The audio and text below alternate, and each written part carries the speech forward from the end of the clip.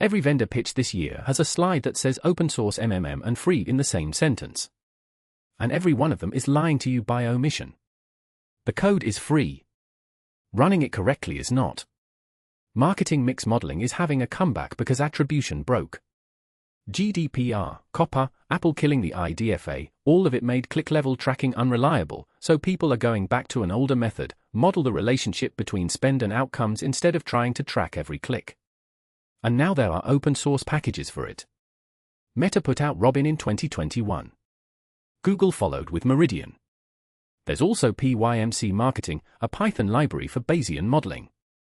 All public, all inspectable, no vendor lock-in. That part is real. What's being sold on top of that, though, is the idea that this replaces a paid measurement vendor for $0. It doesn't.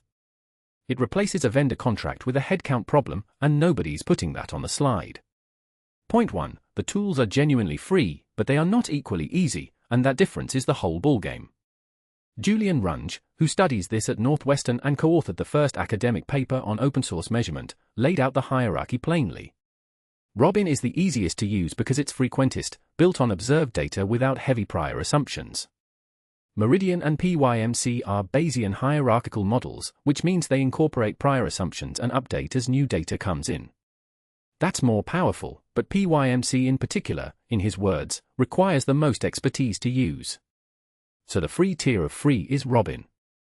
The moment you need the flexibility of PYMC, you need someone who understands Bayesian priors, and that's not a skill your paid media manager has sitting idle. Point 2. Agentic AI closes the technical gap, but it does not close the judgment gap, and the article is explicit about this. Runge says you can now prompt Claude, ChatGPT, or Gemini to pull the package, load your data and estimate the model, and because MMM is what he calls the small data problem, you don't even need terabytes to do it. That's a real shift. Someone with almost no modeling background can go, in his words, from 0 to 1. But he immediately qualifies it, you still need human intelligence that can understand what's happening. And he names the actual failure mode, not a hypothetical one. If you dive into the advanced modules without being able to vet what's happening, you end up making decisions based on an analysis you hallucinated together with the LLM. That's not a caveat buried in a footnote.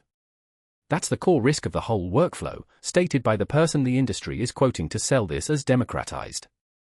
Your example, if you've seen a model output presented to leadership with confidence that the underlying assumptions didn't support, this is where it goes.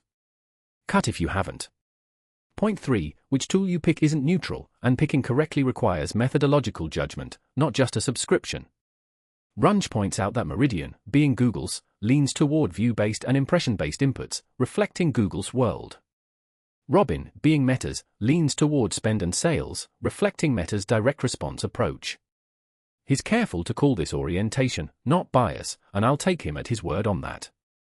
But orientation still changes your output.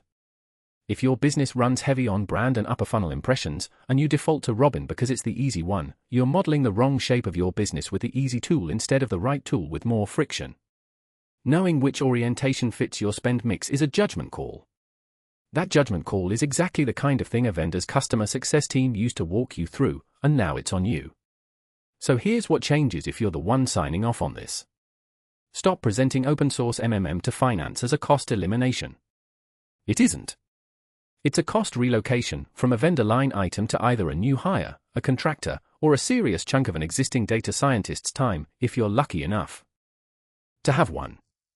Before you pitch it, answer 3 questions honestly. Who on your team can actually read a posterior distribution and tell you if it's garbage?